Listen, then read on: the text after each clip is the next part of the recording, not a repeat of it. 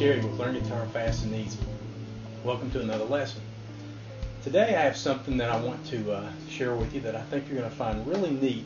It's really easy to do, and it really kicks butt on your playing. You know, we've been working the past few weeks on squashing the scale monster. How do you get out of sounding like, all you're doing is playing scales or just running up and down, up a scale and down a scale, and just making it sound like a bunch of mundane notes? Well, by now, been practicing just a little bit at all, you should start seeing, or you should have already started seeing, some really cool results and some different sounds coming out of your playing. More feel, more, I like to say, more spice to your playing. And that's always a good thing. We don't want to sound like we're playing mundane scales. Anybody can do that. Now, what I want to talk with you about today is something that I touched on in a previous lesson, the call out and the call back. Another thing that I like to think of is sassing, or like this duel or a fight going on your guitar.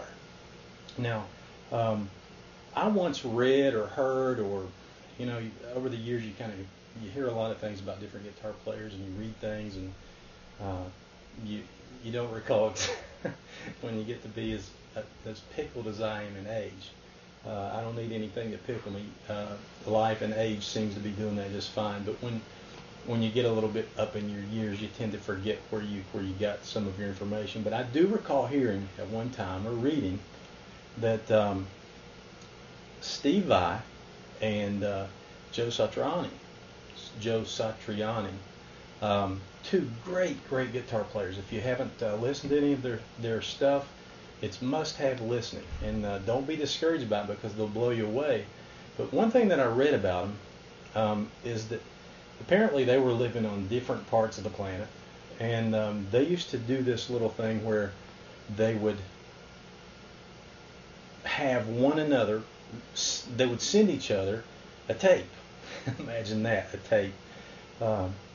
They would send each other a tape of what they perceived a certain color to sound like. Now, I know that sounds funny, but as I understand it and as I recall it, one of them would say, send me the color blue, or send me the color brown, or the color red, or the color yellow. What would that sound like? And that's really an interesting thought, because a lot of times I will encourage you to close your eyes and just listen to what's coming out of your guitar. Play through your pentatonic minor scale. Play just a plain Jane E chord and really just listen. Move your fingers a little bit. Just listen to what's happening there. And a lot of times when you do this, you'll hear things, you'll tend to play things a little bit different. You'll play a little bit softer. You might play one note a little bit aggressive. Maybe you don't play the others aggressive, but it adds new dimensions to your playing. And that's what this is all about, because at this point, you have some really cool tools to work with. And if you will try doing some of these things like that, think to yourself, what would the color brown sound like? What would the color red sound like? Would it be harsh? Would it be mellow sounding? Would it be, bluesy to you? Whatever. Just think of that. And when you're playing through maybe your pentatonic minor, or going country knot, or squashing the scale monster, any of those little series like that, bear these things in mind and just watch what comes out of your playing. Today's lesson is sort of built around that same concept, in that we're talking about the call out and the call back, or sassing, or this duel like a duel going on between certain notes on your guitar. And I've got a really cool way to do that, and I want to show you a little bit about it. In the weeks ahead, we're going to start getting into phrasing. Phrasing is really, really cool, because you remember the triplet. That's an example of a phrase. And I have some other really cool ones that will really put some magic in your playing with the stuff that you already know, and that's what we want to do. Keep getting more and more and more mileage out of what we already know. But what I want to show you today is a really simple way to do this calling out and calling back, or a sassing kind of thing going on, where one set of notes say something and something sasses back. Maybe something says something down here and it gets sassed back up here. And it's really easy to do. And I'm kind of doing it just improv. I'm going to play just a little bit and give you, a couple examples and show you exactly how to do them slowly. And after you see what I'm doing, then you can, some lights will go off in your mind, and you can experiment around with it a little bit for yourself. Now, since we've been playing in the key of A, and everybody should be getting real familiar now with the pentatonic minor.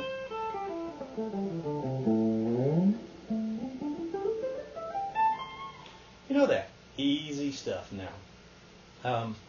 What we want to do, let's start off with just maybe a soft little phrase out of the pentatonic minor, and then we're going to kind of sass it back with something else that sounds a little bit more like a sass, like sassing, like fussing back. All right, check it out. When I started off that little series of that little solo in the beginning of this lesson, I started it off in the pentatonic minor, and I just went. Let's zoom in on that. It's a real easy and real cool lick. Make sure my camera's set up over here. All right, looks pretty good to me. Okay, let's zoom in. Only thing I'm doing, let's set this up by saying that we're at the pentatonic minor. Everything keeps falling back to here, the pentatonic minor in the key of A.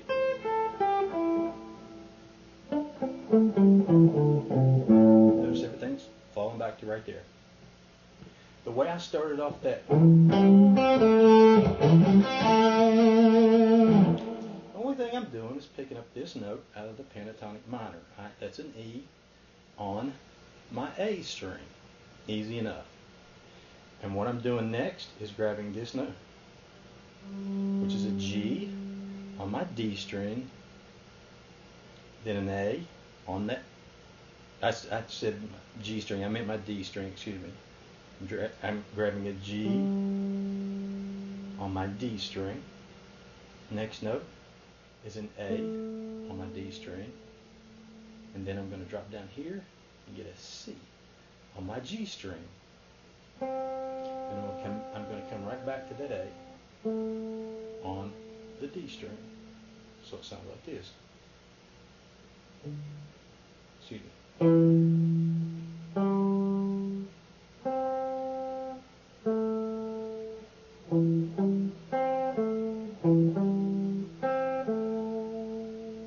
Tell you what, let's take out the A here going down. It's got a nicer flow to it. What's really cool is you can almost hold, it's like you're holding a cheat C chord here, really. But I'm just plucking it. Does that make sense to you? Now follow along what I'm saying here. This is really easy. Don't get confused by this. Zoom back in here. Here we go.